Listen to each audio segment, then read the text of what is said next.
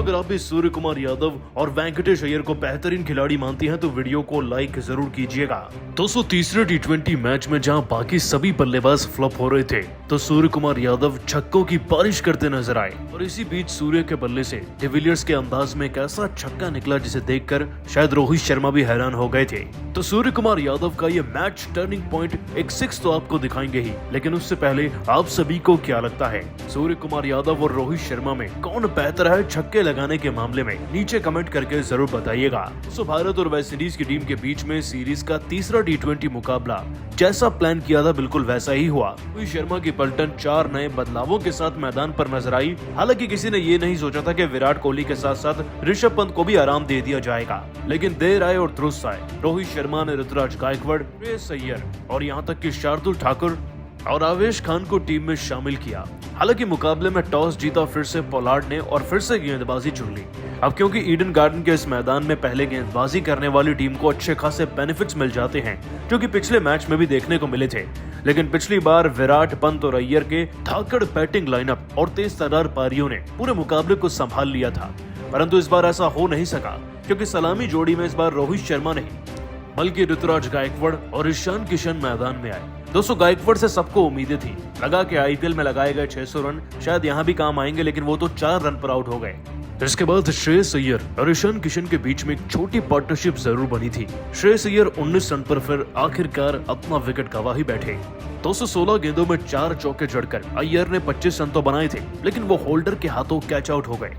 इसके बाद ईशान किशन का नंबर लगा, वो भी 34 रनों की पारी खेलकर आउट हुए और रोहित शर्मा तो 4 रन बनाकर क्लीन बोल्ड हो गए। बल्लेबाजी का सारा दारोमदार संभाल रहे थे सूर्य कुमार यादव और वेंकटेश अय्यर। और इसी बीच दोस्तों सूर्य कुमार यादव ने कई ऐसे छक्के जड़े जिन्हें देखकर वेस्ट इंडीज की टीम के खिलाड़ी तो हक्के बक्के रह ही गए थे, साथ ही रोहित शर्मा भी पूरी तरीके से हैरान हो गए थे। और वेंकटेश अय्यर भला सूर्य कुमार यादव को देखकर कहाँ चुप रहने वाले थे।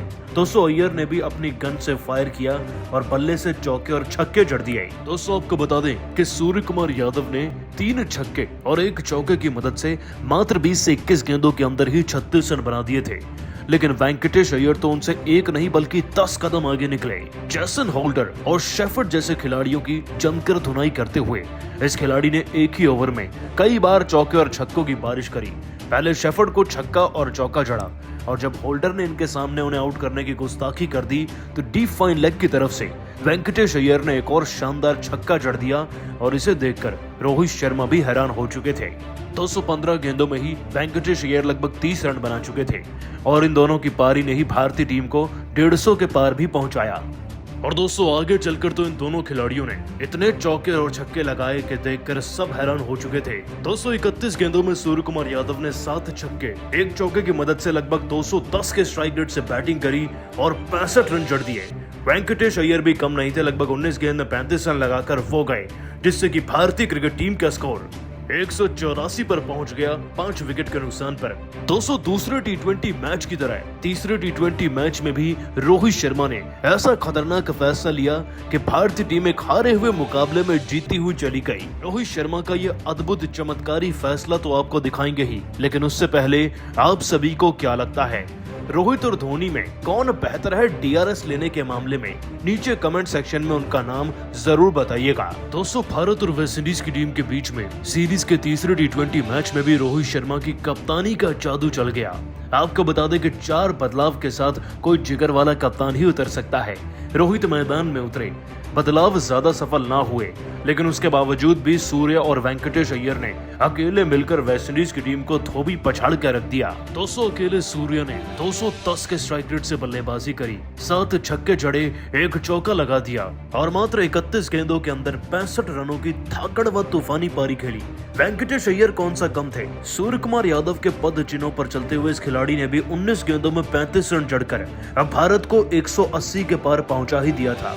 कुल मिलाकर दोस्तों जो भारतीय क्रिकेट टीम बुरी तरीके से लड़खड़ा चुकी थी, जिसके 150 तक के पहुंचने के चांसेस बहुत कम थे, वो सूर्य और ईशान किशन की बदौलत सीधा 184 पर चली गई और लक्ष्य मिला वेस्ट इंडीज को 185 रनों का। दोस्तों आपको बता दें कि जैसे ही वेस्ट इंडीज की टीम मैदान में लक्ष्य को पीछा करने के बारे में सोच भी पाती, काइल मेयर्स और ब्रेंडन किंग को तो अकेले दीपक चहर ने पवेलियन बिठा दिया। परंतु इसी बीच रोहित शर्मा ने एक ऐसा चमत्कारी फैसला लिया था जिसके चलते ये पूरा हारा हुआ मैच पलट गया। और आखिरकार कैसे? चहर फिर वेंकटेश अय्यर और कुछ ऐसे चमत्कारी फैसले जिससे ये पूरा मैच ही पलट चुका था। चलिए आपको बताते हैं। दोस्तों, रोहित की जादुई कप्तानी का सिलसिला तो पारी के पहले ही ओवर से शुरू हो चुका था। इस बार पारी का पहला ही ओवर रोहित शर्मा ने दीपक चहर के हाथों में थमा दिया और इस ओवर की 5वीं गेंद पर दीपक चहर के सामने तैनात थे खिलाड़ी काइल मेयर्स, एक एग्रेसिव बल्लेबाज जो कि इंग्लैंड में धमाल मचाकर आया है। और इस ओवर की 5वीं गेंद से पहले ही रोहित शर्मा ने इशारा कर दिया था चहर को कि एक स्लो डिलीवरी डालना, वैसे भी आउटफील्ड वेट है तो गेंद ज्यादा घूम सकता है। जिसके बाद दोस्तों चहर ने बिल्कुल वैसा ही किया और गेंद पल्ले पर लगकर ईशान किशन के हाथों में चली गई। मैदान में हर किसी को आवाज आई, केवल अंपायर को छोड़ के। अंपायर अपने फैसले से टस से मस नहीं हुए और रोहित ने बिना किसी शंका के एक क्षण गवाए DRS रिव्यू की मांग कर दी और नतीजा भारत के पक्ष में निकला और ये खिलाड़ी कैच आउट हो गया। भारतीय क्रिकेट टीम को पहली सफलता मिल गई। दोस्तों, रोहित के DRS ने भारत को पहले ही ओवर में सफलता दिलाई और यहीं से वेस्टइंडीज की टीम ताश के पत्तों की तरह बिखरती शुरू हो गई। आगे चलकर चहर को एक विकेट जरूर मिला था, लेकिन पॉवेल फिर से मैदान में फॉर्म में आ गए थे। इस बार तो और आक्रामक होकर बल्लेबाजी करी और 14 गेंदों में 25 रन जड़ दिए कि तभी रोहित शर्मा बड़े शातिर तरीके से हर्षल पटेल को गेंदबाजी पर ले आए 7वें ओवर में। उससे भी ज्यादा बड़ी बात तो यह है कि दोस्तों रोहित शर्मा ने इनर सर्कल में शार्दुल ठाकुर को तैनात कर दिया था। हर्षल पटेल से भारी बातचीत के बाद एक बार फिर से पटेल ने भी स्लो डिलीवरी का इस्तेमाल किया। पटेल ने इस पर बड़ा शॉट खेलना चाहा और गेंद सीधा ठाकुर के हाथों में चली गई। कैच थोड़ा मुश्किल जरूर था, लेकिन ना तो शार्दुल ठाकुर ने निराश किया और ना ही हर्षल पटेल ने, और एक बार फिर से रोहित की जीत हुई। इतना ही नहीं दोस्तों, आपको बता दें कि रोहित शर्मा ने वेंकटेश अय्यर को भी वक्त वक्त पर गेंदबाजी पर बुलाया और जब जब वो आए तब वो एक बार पोलार्ड का विकेट ले गए और दूसरी बार जेसन होल्डर का। पारी के 12वें ओवर में रोहित शर्मा फिर से हर्षल पटेल से बातचीत कर ही रहे थे कि रोस्टन चेस का भी विकेट हर्षल ने फिर भारत को दिला दिया। और इसी तरीके से दोस्तों भारतीय गेंदबाजों ने और रोहित की चालाकी ने भारत को तीसरे T20 मैच में भी जिता दिया है। दोस्तों, जीत के बाद सूर्य कुमार यादव ने रोहित शर्मा से लेकर महेंद्र सिंह धोनी तक को याद करते हुए कुछ ऐसा कह दिया कि सबका दिल ही जीत लिया। आखिरकार मैन ऑफ द मैच बने स्काई यानी कि सूर्य कुमार यादव ने भावुक होकर अपने बयान में क्या कहा ये सब तो आपको बताएंगे ही, लेकिन उससे पहले आप सभी को क्या लगता है भारतीय टीम किस एक खिलाड़ी की वजह से आज जीती? नीचे कमेंट में उसका नाम जरूर बताइएगा। दोस्तों, वनडे सीरीज के बाद आखिरकार T20 सीरीज भी 3-0 की जीत के साथ खत्म हुई है। ऐसा बहुत कम होता है या फिर शायद कभी हुआ ही ना हो, एक नया कप्तान टीम से जुड़ा हो और वो वनडे और T20 सीरीज को क्लीन स्वीप से जिता गया हो। लेकिन रोहित शर्मा ने यह सब कुछ मुमकिन करके दिखा दिया। अब तक हम वनडे को क्लीन स्वीप से और 2 T20 को तो जीत ही चुके थे, लेकिन बात अगर तीसरे T20 मैच की करें तो रोहित शर्मा टॉस जरूर हार गए थे। उसके बाद शुरुआत भी हमारी ज्यादा कुछ खास नहीं रही। आपको बता दें कि सलामी जोड़ी के तौर पर उतारा गया ऋतुराज गायकवाड़ और ईशान किशन को। गायकवाड़ 4 रन पर आउट हो गए। इस बीच ईशान किशन 35 रन और अय्यर भी जैसे तैसे 25 रन तो लगा ही गए थे, लेकिन रोहित के 7 रन पर आउट होने के बाद प्रेशर पूरी तरीके से सूर्य कुमार यादव के कंधों पर था, क्योंकि वेंकटेश अय्यर के मुकाबले में तो सूर्य ज्यादा उम्रदराज हैं और उन्हें रन भी लगाने थे। लेकिन इस जिम्मेदारी के बावजूद आज सूर्य नाम का तूफान ऐसा आया कि इस बवंडर में पूरी वेस्टइंडीज की टीम उड़कर तबाह हो गई। दोस्तों, सूर्य ने लगभग 210 के स्ट्राइक रेट से 7 छक्के और 1 चौके की मदद से कैसे पलक झपकते 65 रनों की पारी खेली, किसी को अंदाजा ही नहीं हुआ। अय्यर भी दूसरे छोर से लगभग 35 रन बना गए। इन दोनों खिलाड़ियों ने मिलकर भारतीय क्रिकेट टीम को 185 तक पहुंचा दिया। जीतने के लिए वेस्टइंडीज की टीम को 185 रन चाहिए थे और ये सब कुछ मुमकिन हुआ तो सूर्य की बल्लेबाजी के दम पर। और फिर दोस्तों रोहित शर्मा की शानदार कप्तानी, हर्षल पटेल और वेंकटेश अय्यर की धाकड़ गेंदबाजी और जाते जाते शार्दुल ठाकुर ने भी जो गेंदबाजी में रंग दिखाए और चहर ने 2 विकेट लिए, उससे भारतीय क्रिकेट टीम को बड़ी आसानी से जीत मिल गई और हम इस मुकाबले को 17 रन के अंतर से जीत गए।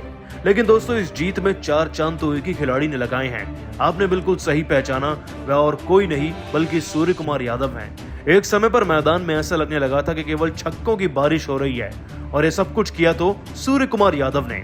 और जीत के बाद यादव ने अपने बयान में रोहित को लेकर व धोनी को याद कर कुछ ऐसा कहा कि सबका दिल जीत लिया। दोस्तों, सूर्य कुमार यादव ने कहा, ये वाकई में एक शानदार जीत है। जिस तरीके से मैंने पिछले मुकाबलों में प्रदर्शन किया, इस मुकाबले में भी वैसा ही करना चाहा और बहुत खुश हूं कि उसमें कामयाब भी हो सका। रोहित भाई एक शानदार कप्तान है। वो जानते हैं कि किस खिलाड़ी को कहां पर कितने नंबर पर कितनी देर तक खेलना चाहिए। उनके साथ बहुत ही अच्छे नेट सेशंस भी थे और जो भी कुछ सीखा वो अपने मुकाबलों में लगा दिया। मुझे लग रहा है कि आने वाली श्रीलंका सीरीज के लिए अब मैं पूरी तरीके से तैयार हूँ। यकीनन तौर पर इतनी बड़ी जीत में केवल मेरा अकेले का तो योगदान नहीं, बल्कि पूरी टीम का योगदान है और ये जीत भी हमारी टीम के सभी फैंस को समर्पित है। मुझे लगता है कि साउथ अफ्रीका में जो हारे थे, अब उसका दाग भारतीय टीम पर से धुल चुका है।